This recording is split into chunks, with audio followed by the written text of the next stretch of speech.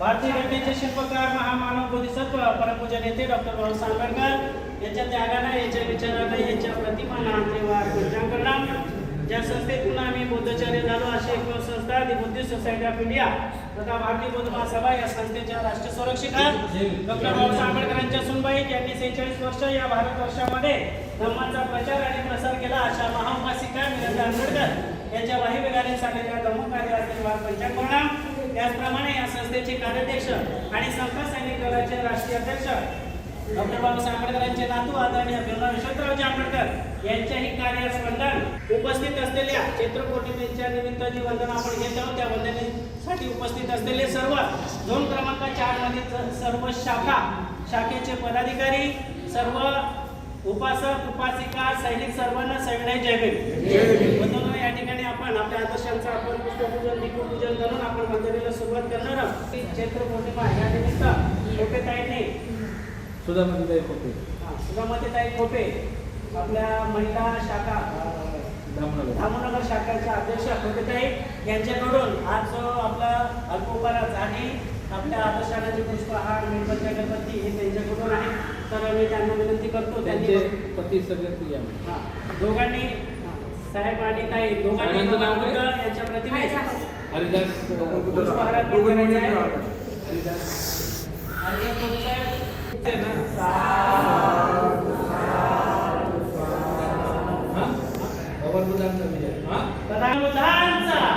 सम्राट अशोकांचा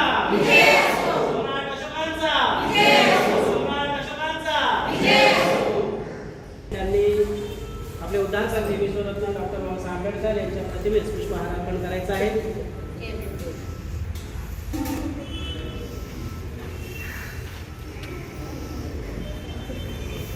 विश्वरत्न Bodhisattva doctor Babasaheb आंबेडकरांचा, विश्वरत्न Bodhisattva doctor Babasaheb आंबेडकरांचा, विश्वरत्न Bodhisattva doctor Babasaheb आंबेडकरांचा.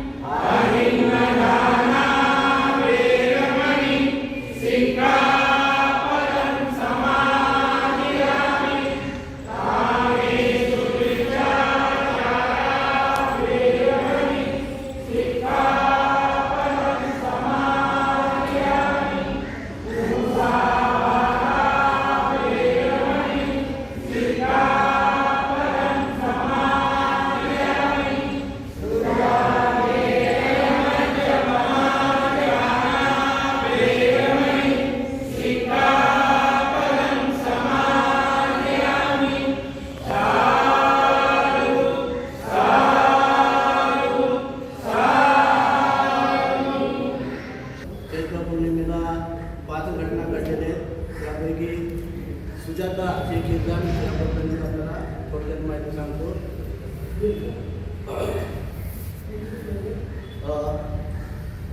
सुजाता म्हणजे श्रावस्तीमध्ये सुजाताचे वडील सेनानी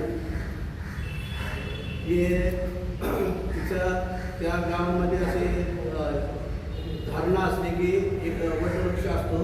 त्या वटवृक्षाची जर त्यांनी मनापासून जर मनोकामना केली तर त्याचे त्यांना संकल्प पूर्ण होतात. तर ते सुजाता ही त्या संकल्प पूर्ण करण्याचा प्रयत्न करते आणि ते वटवृक्षाला म्हणजे संबोधित करते की मला माझ्या मनासारखा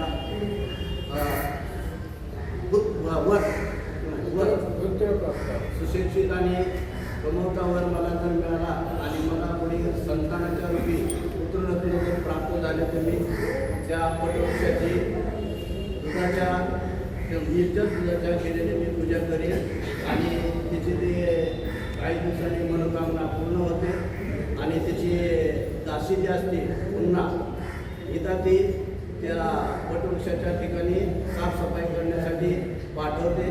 ते गेले असताना तिथे मग ते पाहते तर त्या ठिकाणी वडाच्या झाडाखाली सिद्धार्थ गौतम 6 वर्षापासून ते तपश्चर्या करत असतात. बिना पाण्यापासून त्यांनी त्या 6 वर्षामध्ये कट्टर चिंतन मनन केलेले असते. त्यांचे शरीराचे नागे हे सर्व त्वचा जी आहे ते विरघळून गेलेली असते. त्यांना बोलण्याचे त्रास नसते आणि ते मनामध्ये ठरवतात सिद्धार्थ गौतम की आता जर मी अन्न ग्रहण केलं नाही तर माझा मृत्यू होण्याची शक्यता आहे. म्हणून ते त्या ठिकाणी त्या वडाच्या झाडाखाली येऊन बसतात आणि नंतर त्याच वेळेस ते सुजाताची जे दासी असते ते येऊन पाहते तर त्या झाडाखाली तिला ते वनदेवता प्रकट झालेले असे त्यांना दिसते. तेव्हा ते आपल्या मालकीने म्हणजे सुजाताला जाऊन सांगते की त्या झाडाखाली वनदेवता प्रकट झालेले आहे. तर ते सुजाता ते ऐकून तिला आनंद होतो. ते बोलते तू जे सांगते जर खरंच असेल तर मी तुला आजपासून 40 म्हणजे दासी असते तिथे तुला मुक्त करेल. मग तेव्हा ते दोघे जणी मिळून निर्जल दुधाची खीर बनवून एका पात्रामध्ये घेऊन ते दोघे तिथे त्या वटाच्या वृक्षाच्या तिथे येऊन उपस्थित राहतात येतात. तिथे ते पात्र जे असते ते पात्र ठेवतात आणि नमन करतात आणि ते सुजाता बोलते तिथे की माझे जे मनोवत आहे ते मनोवत माझे पूर्ण झालेले आहे. जर तुम्ही असंच दरवर्षी प्रकट झालं तर मी तुम्हाला दरवर्षी हे खिरीचे दान देईल. तेवढ्यात सिद्धार्थ गौतम बोधिसत्व त्या सुजाताला सांगतात की माते मी वनदेवता नाही आहे. मी तुमच्यासारखा एक सामान्य माणूस आहे. माझे वडील सिद्धार्थ सिद्धोधन आणि आई महामाया यांच्या पोटी मी जन्म घेतलेला आहे. मी दुःखांचा नाश करण्यासाठी आणि समाजामध्ये शांती आणि सुख मिळवण्यासाठी हा प्रयत्न करत आहे.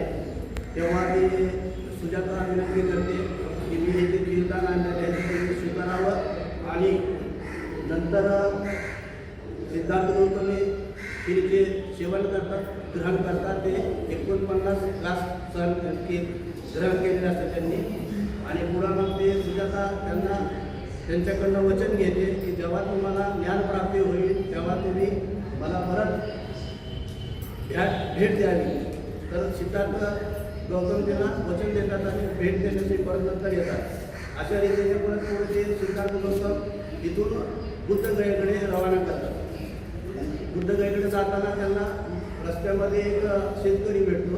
तो शेतकरी त्यांना 4 गवताच्या पेंड्या देतात आणि ते गवताच्या पेंड्या घेऊन ते बुद्धगयेकडे जात असतात. गेल्यानंतर तिथे ते 40 दिवस परत चिंतन मनन करतात आणि चैत्र पौर्णिमेचा तो दिवस असतो. इसवी सन पूर्व 528 तारीख त्यांना ज्ञानप्राप्ती होते. ज्ञानप्राप्ती झाल्यानंतर ते परत विचार करतात की आता हे जे ज्ञान मला मिळालेलं आहे ते मी कुणाला सांगावे असं त्यांच्या मनामध्ये चाललेलं असतं. तेव्हा ते त्यांच्या लक्षात येते की त्यांचे पहिले जे गुरु आहेत हां नाही ते 5 मिनिटं पुढे आहेत अनारकाना आणि नंतर उदत्त रामकृष्ण. तर ते दोघांचाही मृत्यू झालेला असतो. मग पुढे त्यांच्या लक्षात येते की त्यांना जे सोडून गेलेले असेल पंचवर्गीय 5 भिक्खू, तर ते त्यांना माहिती होते की ते सारनाथ येथे तिथं असतात. तर तेव्हा ते सारनाथकडे सिद्धार्थगौतम जातात आणि तेव्हा नंतर तिथे गेल्यानंतर मग ते प्रथम त्यांना मला जे ज्ञान मिळालं त्यांना म्हणजे ते येत्या वेळेस ते 5 पंचवर्गीय 5 त्यांना पाहतात तेव्हा ते मनामध्ये ठरवतात की आपण ह्यांना आता काही मदत करायची नाही. मग ते जसे जसे जवळ येते तसे तसे त्यांच्या मनामध्ये इच्छा प्रकट होते. ते पंचेचाळीसमध्ये कोणी पाणी देते, कोणी मसाला त्यांना आसन करून देते. या पद्धतीने ते तिथं बसल्यानंतर त्यांना ते पहिला धम्माचा उपदेश करतात आणि त्याला आपण मग धम्मचक्र प्रवर्तन असे म्हणण्यात येते. पुढे मग ते 5 भिक्खू तयार झाल्यानंतर श्रावस्तीमध्ये यश नावाचा एक सूत्र असतो. त्याला हे भिक्खू दीक्षा देतात आणि एकूण 6 भिक्खू तयार होतात. नंतर पुढे त्याचे यशचे वडील आणि त्याचे 4 मित्र आणि त्यांचे नातेवाईक मिळून असे 50 लोक एकदम त्यांनी दीक्षा ग्रहण करतात. आणि अशा रीतीने 61 लोकांचा भिक्खू संघ तयार होतो. आणि हा 61 लोकांचा भिक्खू संघ झाल्यानंतर भगवान बुद्ध त्यांना धम्माचे सांगतात की मार्गदर्शन करतात. ते बोलतात की हा धम्माचा प्रचार आता वेगवेगळ्या ठिकाणी एकेका भिक्खूने जाऊन करायचा आहे. तर तेव्हा ते आता आपण गाथा घेतो आदेश गाथा प्रत्येक नवे कार्यक्रम नवजन येतात नवजन सुखात लोकान संपाद आता येतात कार्यक्रम धर्म अधिकाऱ्यांना महत्व करताना अशा त्यांना सांगतात आणि तुम्ही प्रत्येक गावामध्ये जा आणि मनुष्याला धर्माचा प्रचार म्हणून त्याच्या सुखासाठी प्रचार करा आणि लोकांना समजावून सांगा. अशा रीतीने ते सगळीकडे काही सर्व भिक्खू धर्माचा प्रचार करण्यासाठी जातात आणि शेवटी मग ते स्वतः सुद्धा त्याच्या गावी सेनाने गावी जातात आणि त्याला दीक्षा देतात. अशा रीतीने माझ्याकडे मी चैत्रपौर्णिमेचे महत्त्व मांडण्याचा प्रयत्न केलेला आहे. तर एवढं बरोबर मी माझे 2 शब्द संपवतो.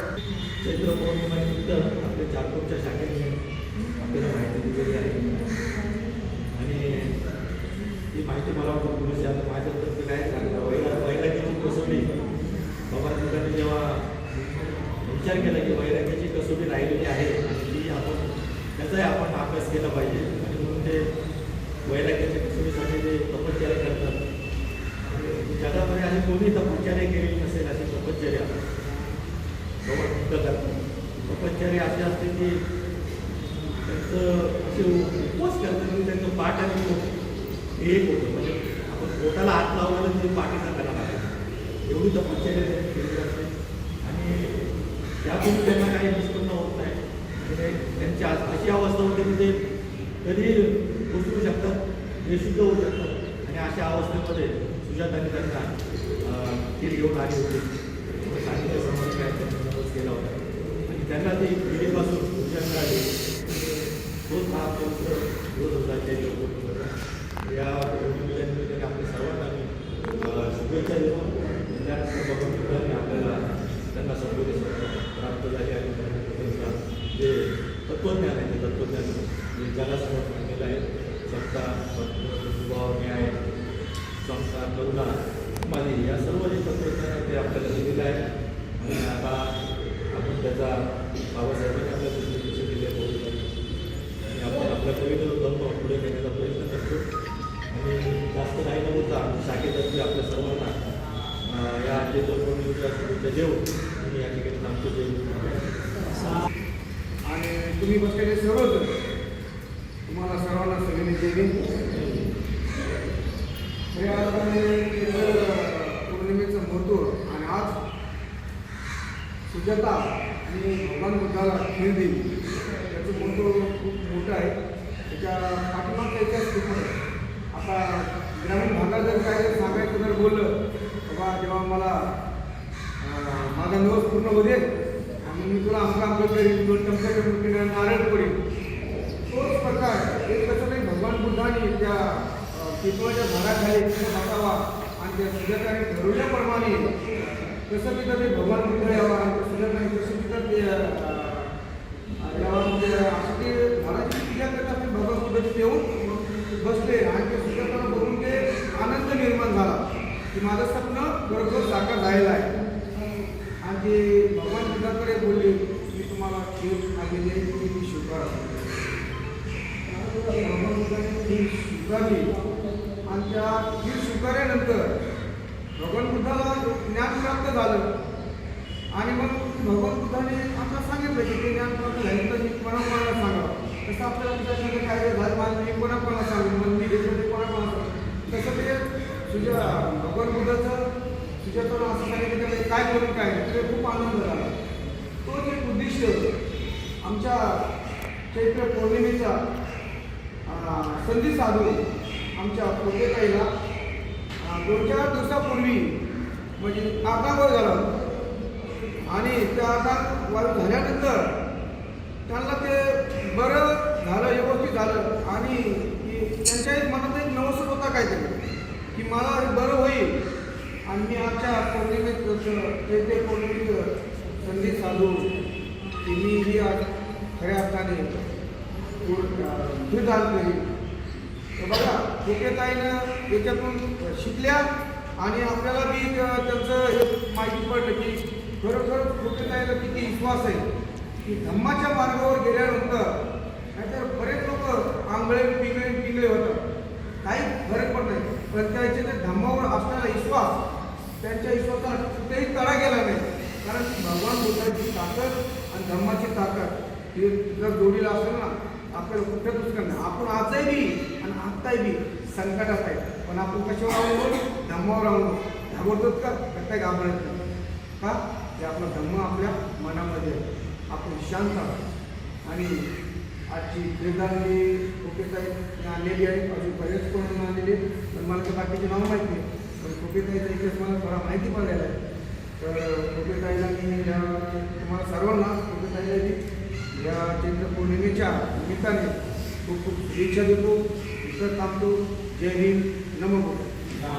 सम्राट अशोकाने ज्या महामानवाने बुद्धांच्या नंतर बुद्धांचं कार्य आणि प्रचार प्रसार करण्यासाठी संपूर्ण महाराष्ट्रात आणि आशिया खंडात ज्या लेणी कोरलेल्या आहेत त्याच्यातल्या या महाराष्ट्रातल्या सुद्धा आहेत. अशा या महामानवांची सुद्धा 26 तारखेला जयंती झालेली आहे. आपल्याला माहीत आहे 2000 मला वाटते 330 अशी या महामानवांची जयंती झालेली आहे.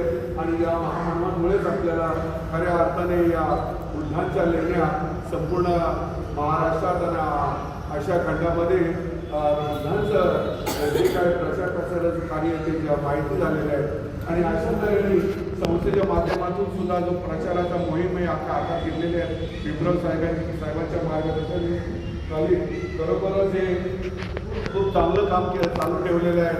शाखेंना हे सूचना दिलेली आहे का ज्यांना शक्य आहे त्या वेळेस आपण पौर्णिमेला आणि शेवटच्या महिन्याच्या रविवारच्या दिवशी आपण या ठिकाणी येऊन आपली उपस्थिती दाखवून आपला धम्ममंगल कार्यामध्ये भाग घेऊन ती सरळ पद्धतशीर आणि शुभेच्छा देण्यासाठी आपली उपस्थिती दाखवावी. अशा तऱ्हेने यासुद्धा मला सुद्धा संधी मिळाली. मी पण आलेलो आहोत आणि अशाच तऱ्हेने आपण सगळ्यांनी सुद्धा शाखेतून आलात. सगळ्यांना आजच्या चैत्र पौर्णिमेच्या या दिनी भरपूर शुभेच्छा देतो. आणि आमच्या गुरुजींनी नाव दिल्याप्रमाणे त्यांचं नाव सूचित केल्याप्रमाणे निळकंठ कांबळे आमच्या शाखेचे ते उपाध्यक्ष आहेत, संस्कार प्रमुख आहेत. आणि अशा तऱ्हेने यांनी चैत्र पौर्णिमाचं महत्त्व त्यांच्या ह्याच्याप्रमाणे या ठिकाणी बरोबरच चांगल्या तऱ्हेने सांगितलेलं आहे. गौतम बुद्ध आपलं घर सोडून गृहत्याग करून जेव्हा भारद्वाज ऋषींकडे म्हणजे त्या ठिकाणी त्यांचा जो आश्रम होता त्या ठिकाणी राजगिरी पर्वतावर त्याची राजधानी राजगिरी त्या राजगिरीच्या तिथे एक कर्णकुटी बांधून तिथे राहत होते. त्यांनी जो योग अभ्यास केलेला होता त्या भारद्वाज ऋषींनी तर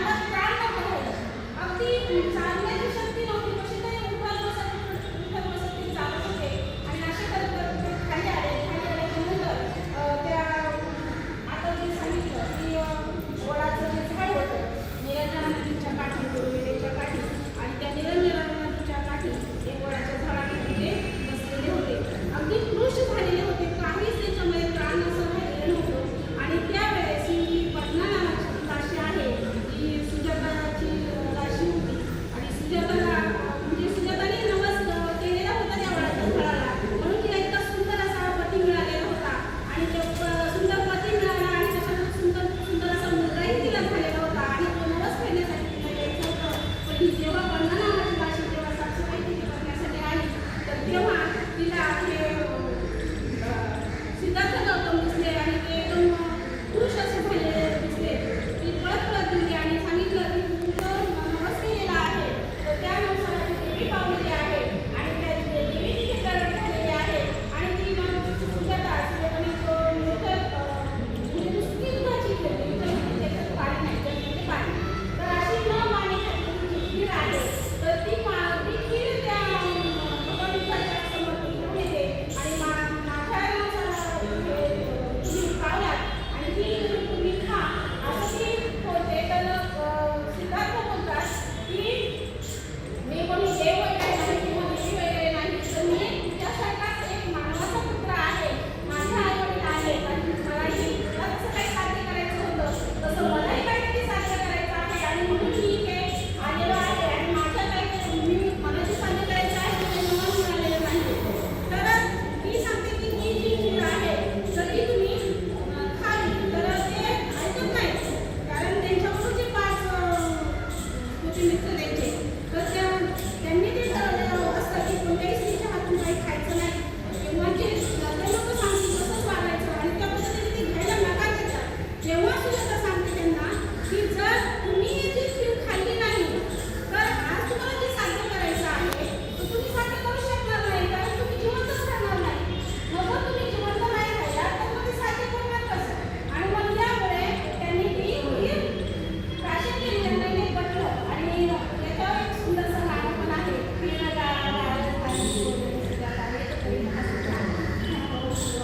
खूप सुंदर असं गाणं आहे. आणि मग ते खीर खाल्ल्याच्या नंतर त्यांना खूप बरं वाटतं थकवा येतो जरा आणि त्याच्यानंतर ते तिकडे गेलेले आहेत गेलेले आहेत त्याच्यानंतर त्यांना ती बोधी प्राप्त झालेली आहे आणि ती जी वेळ होती ती सुजाताची खीर तेव्हा त्यांनी आहे त्या खिरीला खूप महत्त्व आहे म्हणून या क्षेत्रामध्ये खूप महत्त्व आहे. आणि म्हणजे भगवान बुद्धांनी सांगितलेलं आहे की ही जी सुजाताची खीर आणि शेवटचं जे त्यांचं जेवण आहे चुंदचं जेवण तेव्हा त्यांना महाबळेश्वर वाढवलेलं आहे. तर हे दोन भोजन खूप महत्त्वाचे आहेत असं त्यांनी सांगितलं होतं आणि त्या पद्धतीने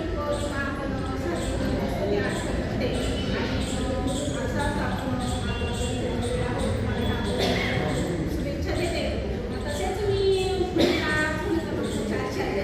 आता ते DSI मिशन चालू आहे तर त्याकडे जरा लक्ष द्यायला पाहिजे आणि ते आपण ते केलं पाहिजे. तर 56 गावांमध्ये आपल्याला जायला सांगितलेलं आहे तर आपण 56 गावांमध्ये दिसू शकत नाही परंतु जर शाखेने ठरवलं शाखेमध्ये 15 लोक असतात किंवा 21 लोक झालेलं आहे आणि आपल्याला कीर्तन आहे अल्पोपहार आहे ते पण प्राशन करायचे आहेत. तर एक 5 मिनिटं आपण कार्यक्रम आणि आजच्या चैत्र पौर्णिमेच्या निमित्ताने शाखेतून विभागातून या उत्तर मुंबईतून जे आपण या ठिकाणी आला आणि आजच्या कार्यक्रमाची शोभा वाढवली कारण मला वर्किंग डे आहे अनेक लोक कामाला आहेत त्यामुळे खाडा करता येत नाही. प्रायव्हेट कंपन्यांमध्ये आपले लोक आहेत परंतु जे घरी आहेत त्यांनी जरी या ठिकाणी आले तरी या ठिकाणी जी काही वर्दळ आपल्याला दिसते आणि आपला जो उद्देश आहे की ही जी मंडपेश्वर लेणी जी आहे ही अतिक्रमणमुक्त व्हावी जशी कान्हेरी झाली त्या पद्धतीने ही देखील व्हावी आणि आपल्या माहितीसाठी किंवा आपल्या येण्यामुळं पौर्णिमा आणि रविवारी जे काही आपण येतो इथे वंदना घेतो आणि त्यामुळे या ठिकाणी जे काही विरोधक आहे किंवा ज्यांनी अतिक्रमण केलेलं आहे त्यांच्यावर देखील एक दडपण आलेलं आहे आणि आमचे विशाल कांबळे साहेब नेहमी त्याच्या मागे आहेत ते कायद्याच्या मार्गाने आहेत आणि वेगवेगळ्या मार्गाने ते आहेत आणि ASIला धारेवर ते धरतात म्हणून यावर्षी तर रामनवमी देखील तिथे झाला नाही आणि आज देखील बघा चैत्र पौर्णिमा आपल्या बौद्ध धर्मामध्ये प्रत्येक पौर्णिमेला महत्त्व आहे. तसं आता चैत्र पौर्णिमेचं अनेक लोकांनी महत्त्व सांगितलं सुजाताची खीर सुजाता म्हणजे एका महिलेचं महत्त्व आपल्या या पौर्णिमेनिमित्त आहे. तसं हिंदू धर्मामध्ये देखील त्यांच्या पौर्णिमेचं महत्त्व त्यांनी ठेवलेलं आहे आणि आज जेवढ्या महाराष्ट्रामध्ये देवी आहेत त्यांच्या गणांवर जत्रा असेल, मग ते गणपती सप्तशृंगी असेल किंवा आणखी तुळजाभवानी अंबाबाई असेल, या सगळ्या देव्यांची जत्रा चैत्र पौर्णिमेला ते भरवतात. बघा, चैत्र पौर्णिमा ही आपली आणि माता सुजातांच्या हिरेमुळं, कारण तिनं जे अन्न दिलं त्यामुळे सिद्धार्थ गौतमाला ज्ञान प्राप्त करण्यासाठी ऊर्जा मिळाली आणि म्हणून या ठिकाणी खीरदानाला फार महत्व आहे. आणि सुजाताने त्या खीरदान दिले चैत्र पौर्णिमेला आणि आजच्या चैत्र पौर्णिमेला सुधामध्ये खायची खीर दिली. बघा, सगळ्या दोघांमध्ये सुरू आहे. येस, तर सुधामध्ये ताईंचं खरंच कुशल कर्म आहे. त्यांनी एवढ्या गंभीर आजारावर मात केली. प्रचंड जबरदस्त इच्छाशक्ती आहे आणि त्यामुळेच त्या आजारावर त्यांनी मात करून आज आपल्यामध्ये त्या चांगल्या पद्धतीने बसलेल्या त्यांचं हे कुशल कर्म आहे. अंधश्रद्धा नाही. नाहीतर लोक काय म्हणतील, तुम्ही अंधश्रद्धा सांगायला लागला, किरदान केले म्हणजे तुमच्या सगळं रोग पडला, कष्टकरी म्हटले काय काय करायचं आपण निरोगी राहण्यासाठी. हे कुशल कर्म आहे. माझे तरी आपल्याकडे नंदकुमार कासारे आले होते, त्यांचं प्रवचन आपण ऐकलं असेल की लेणीवर आपण म्हणतो की काय नेहमी जायचं, परंतु इथं आल्यानंतर एक वेगळी ऊर्जा मिळते आणि त्यामुळे काय होतं की आपलं आयुष्य जे आहे ते आयुष्याचे काही दिवस वाढतात आणि त्यामुळे या ठिकाणी खरंच आनंदमय वातावरण आहे. त्यामुळे आपण लेणीवर चला. आज पौर्णिमा विहारामध्ये आपण संध्याकाळी साजरा करणार आहोत, पण सकाळच्या वेळी आपण या लेणीवर येऊन पौर्णिमा साजरी करणे किंवा रविवारच्या दिवशी आपण येणे तर खऱ्या अर्थाने ही लेणी अतिक्रमणमुक्त होण्यासाठी आपल्याला मदत होईल. कायदेशीर जे काही बाबी आहेत ते विशाल कांबळे आपल्याशी बोललेले आहेत, परंतु आपण सर्वजण ते नियमाने या ठिकाणी येत राहा. असंच जर आपलं पाठबळ मिळालं तर निश्चित आपण देखील काही दिवसातच करू. या ठिकाणी आपण सर्वजण वेळात लागून आला त्याबद्दल तुमची सर्वांचे मनपूर्वक आभार व्यक्त करतो. या चैत्र पौर्णिमेच्या तुम्हाला तुमच्या परिवाराला खूप खूप शुभेच्छा देतो. आपल्या सर्वांच्या इच्छा आकांक्षा या पौर्णिमेच्या शीतलचंद्राप्रमाणे पूर्ण हो. बुद्ध धर्म संगत या 3 रत्नांच्या बलाने आपल्या सर्वांची सर्व सुखी हो अशी आपण या ठिकाणी व्यक्त करतो. समता सैनिक दलाचा देखील मी आभार व्यक्त करतो. विशेष म्हणजे युनिफॉर्मवर ते आले सैनिक आपण बरेचसे आहोत, परंतु युनिफॉर्मवर या ठिकाणी उपस्थित राहून ड्युटी देणं किंवा सेवा देणं याला फार महत्त्व आहे. आणि आज आजच्या या कार्यक्रमाला 3 सैनिकांचं प्रोटेक्शन संरक्षण आपल्याला मिळालं. पोलिसांचं संरक्षण असो नसो, परंतु हे आपलं संरक्षण आहे समता सैनिक दल. या समता सैनिक दलाला आता 100वी वर्षगाठ आपली सुरुवात झालेली आहे, शताब्दी वर्ष सुरू झालेलं आहे. आणि शिवराज साहेबांचे जे लक्ष आहे की पुढच्या ज्या 27 मार्चला महाडला जी सैनिकांची परेड होईल ती कमीत कमी 1 लाखाची सैनिक त्या ठिकाणी आले पाहिजे. म्हणून असं आपल्या शाखेतून देखील सैनिकांचे शिबिरं या किंवा प्रत्येक रविवारी चैत्यभूमीला शिबिरं चालू असतात, त्या पद्धतीने आपण तिकडे शिबिराला वापरू शकतात. तर या ठिकाणी आपण प्रत्येक तुमचं सर्वांचं मनपूर्वक आभार व्यक्त करून इथेच थांबतो. जय भीम. भगवान बुद्धांचा, सम्राट अशोकांचा, डॉक्टर बाबासाहेब आंबेडकरांचा जय जय जय जय जय भीम.